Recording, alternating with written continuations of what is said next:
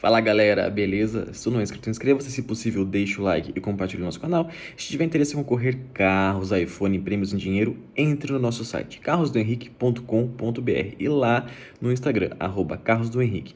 No momento, pessoal, a nossa sétima ação está aberta. Por apenas R$17,90 você concorre a um Voyage lindo, maravilhoso, roda 17, carro top manual do proprietário, enfim, um carro aí muito legal e também tem frete grátis, assim como a nossa última ação. Bora meter marcha, galera, participe!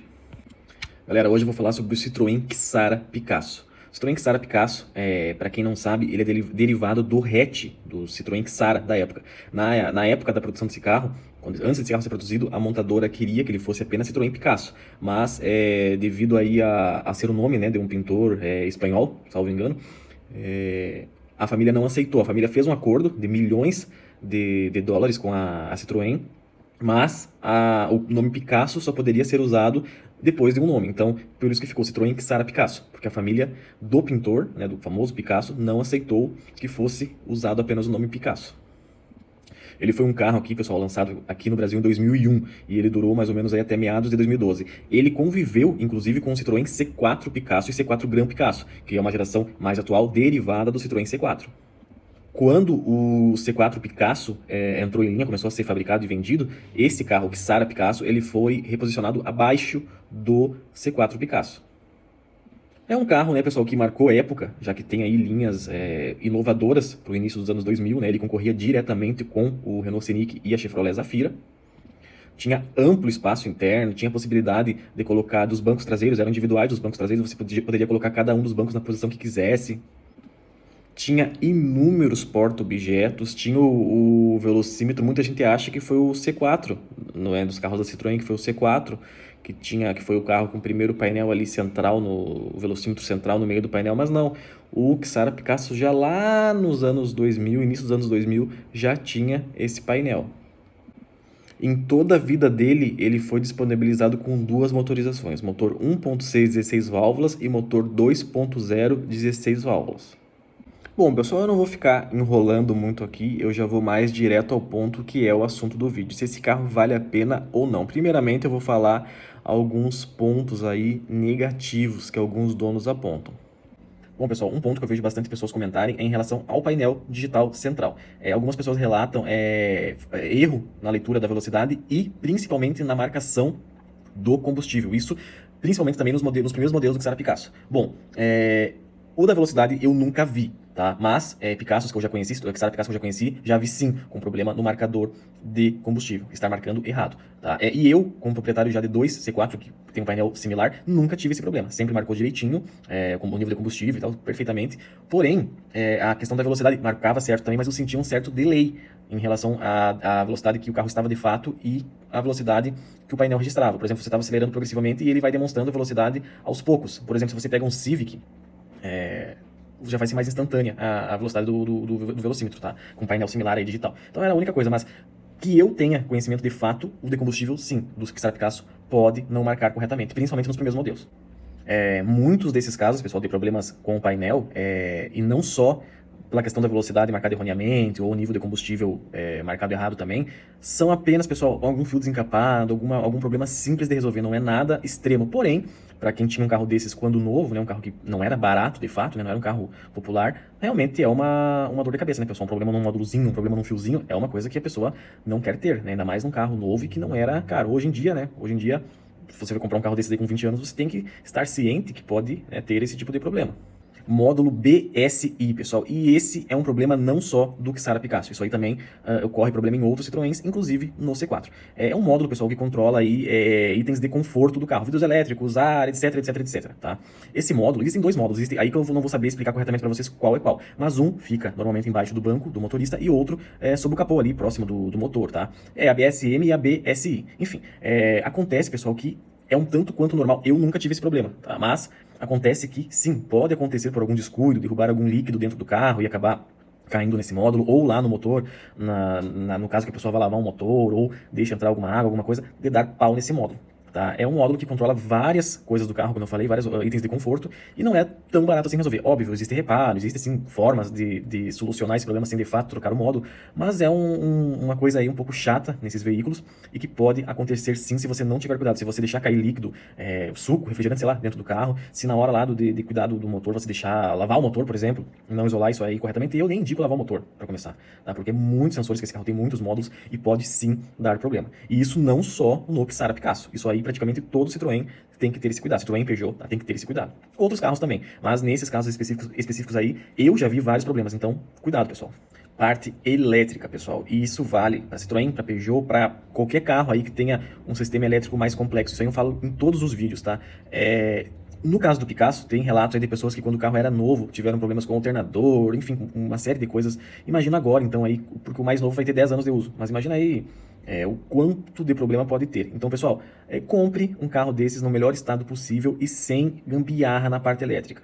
Tá? Carro que teve farol alterado, carro que tem som disso, DVD daquilo, enfim, carro que foi muito mexido na parte do chicote do carro, é um problema, tá? Então evite comprar carros aí que estejam muito fuçados na parte elétrica. E na hora de comprar um carro desses, veja se está tudo certo, se todos os itens elétricos estão funcionando, se o alternador está carregando, se existe alguma luz de bateria acesa no painel, enfim, faça aí todos os testes possíveis, porque sim, carro importado, no geral, a parte elétrica vai ser o pior ou um dos piores problemas. E o Citroën não foge à regra, ainda mais tendo também os problemas que eu já falei na parte anterior aí dos módulos, tá? Então, muito cuidado com a parte elétrica desses carros. É a pior coisa que você vai poder se incomodar aí num carro desses, tá? Parte de suspensão, galera, coxim, batente, enfim, parte inteira de suspensão, principalmente a suspensão dianteira desses carros. Gosta de fazer barulho, normalmente estoura, porque o asfalto brasileiro, né, pessoal, não é totalmente irregular. É muito difícil você transitar num lugar que seja o asfalto totalmente liso. Então, é um tanto quanto normal esses carros. E, novamente, eu digo, nesse caso específico, não é totalmente problema só do Xara Picasso. Outros carros da Citroën e outros carros de outras marcas que têm um projeto aí para outro país, quando eles vêm para o Brasil e não são tropicalizados, isso é, não tem aí a suspensão ajustada mais para o solo brasileiro, é um tanto quanto normal começar a estourar bucha, começar a dar algum problema, enfim, isso aí faz parte, tá? Infelizmente faz parte. Isso aí também, pessoal, não é tão complicado quanto a questão da parte elétrica, isso aí tem um reparo aí, não... Claro, se você for querer comprar tudo de concessionária e tal, vai ser caro, mas hoje em dia existem soluções. Eu sei que talvez alguém vá contra a minha opinião, mas, cara, às vezes eu acho que assim, a gente tem que pensar no bolso de todo mundo. Não é todo mundo que vai ter R$ 1.000 para pagar numa buchinha, entendeu? E que isso pode acontecer, né? Concessionária, as peças são caras. Então, às vezes, o cara vai ter uma solução paliativa, vai ter que colocar uma peça não original, ou enfim, uma solução paliativa. Então, existem, sim, formas de fazer um conserto aí nessa suspensão desse carro sem ser valores exorbitantes. Pô, mas, no geral, não é caro, não é tão caro assim. Tá? É algo que está dentro aí do esperado para um carro desses. Lembrando sempre, não é um carro popular. Tá? É um carro que foi um carro aí de certo luxo quando 0 km. Então, você não pode querer comparar a manutenção de um carro desses com a manutenção de um Gol, enfim. Vamos falar então de minivan, se é para falar, de uma Dublô, entendeu? Não adianta. Ele tem uma manutenção mais cara assim, mas não é nada exorbitante, tá? Pode, tipo assim, verifique, né, quando você for comprar se tá tudo ok com suspensão e tal. Mas se tiver alguma coisinha para fazer que outra, não se assuste muito. Não é algo anormal, não é algo que vai custar o preço do carro, sei lá, entendeu? Só saber comprar, saber quem levar para manter, para fazer a manutenção, que não tem muito o que dar errado. Agora eu deixei, pessoal, a pior parte, junto com a questão aí dos módulos que eu falei antes, pro final. O câmbio, pessoal. O câmbio desse carro, o câmbio AL4, evitem comprar Xara Picasso com esse câmbio automático, de 4 marchas, tá? É o único câmbio que saiu nesse carro, evite. Busque um Xara Picasso com um câmbio manual, tá? Existe, pessoal, caso esse câmbio dê problema, não é um câmbio muito caro para consertar, tá? Mas às vezes o muito caro para alguns pode não ser para outros, entendeu? De qualquer forma, evite, pessoal, porque se comprar um carro desses e por virtude der problema, vai te custar aí no mínimo uns 4, 5 mil, tá? Como eu falei, não é tão caro se comparado a outros câmbios automáticos da mesma época, e principalmente a câmbios automáticos aí de dupla embreagem. Mas ainda assim, pessoal, às vezes o cara vai pagar, sei lá, 12 mil num carro desses, né, nos primeiros modelos aí, ele não quer gastar 5 mil num câmbio, correto? Então, por isso que eu digo, evite, tá? Evite. Se você comprar um carro desses com câmbio automático, que você tenha total conhecimento do histórico de manutenção, que tudo esteja 100% cristalino, o câmbio passando as marchas direitinho, câmbio sem estar patinando, enfim, tudo certinho, ainda assim, tenha cuidado. Tenha cuidado, é um câmbio que exige aí trocas de óleo mais antecipadas do que outros câmbios, tá?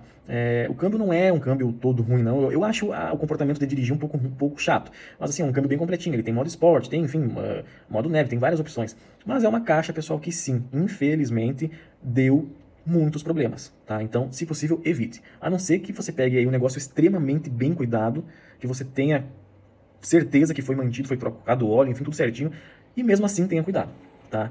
Em 2011 para 2012, a Citroën e Peugeot, que usam esse mesmo câmbio, atualizaram esse câmbio. Esse câmbio AL4, ele virou o câmbio AT8, é o mesmo câmbio. Mas é um câmbio que teve aí uma reprogramação, etc. Ele não teve mais problemas. Eu tive carro com esse câmbio, não tive problemas, tá? E também desconheço quem teve. Eu só não posso confirmar para vocês, infelizmente eu não achei essa informação, se os últimos, que Sara Picasso, eles tiveram essa opção dessa caixa, AT8. Não posso confirmar, tá? Porque até onde eu sei foi só o L4. E aí o L4 é bem suscetível a dar problemas. E eu não posso confirmar também porque eu sempre vejo mais os últimos que saíram, 2011, 12, mais na versão 1.6. Então, eu realmente, e o 1.6 não saiu automático, só o 2.0. Então, realmente, eu não posso confirmar se teve o Xara Picasso com um câmbio AT8. Tá? Porque no C4, no Peugeot 408, nesses carros que tem esse câmbio, os relatos de problemas são nulos. Eu nunca vi.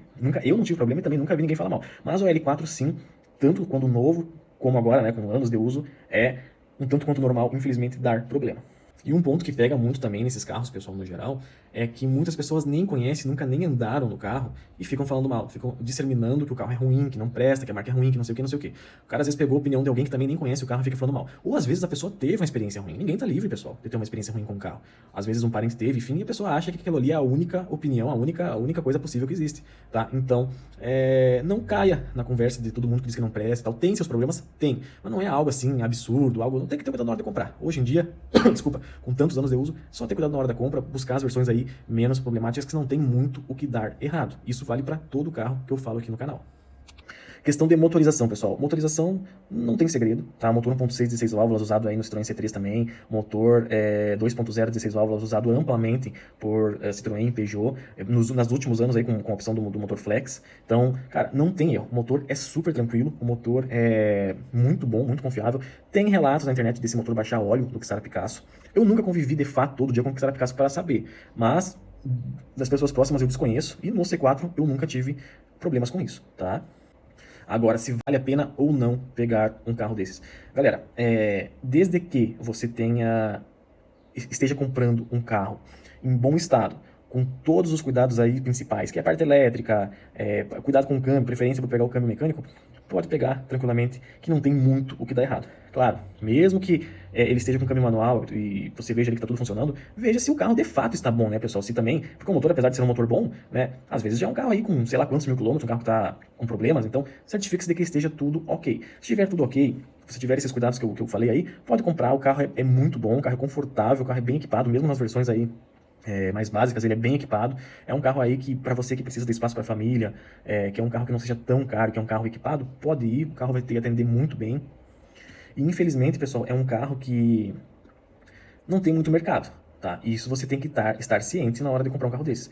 Você vai pagar, sei lá, não vou falar em valores aqui, mas você vai comprar um carro desse e depois vai querer vender, saiba que não vai ser tão fácil, tá? Isso aí faz parte, infelizmente, desses carros. Citroën, Peugeot, enfim, não são carros tão fáceis de vender, tá? Tenha convicção disso. Mas para usar, estando em bom estado, é só alegria.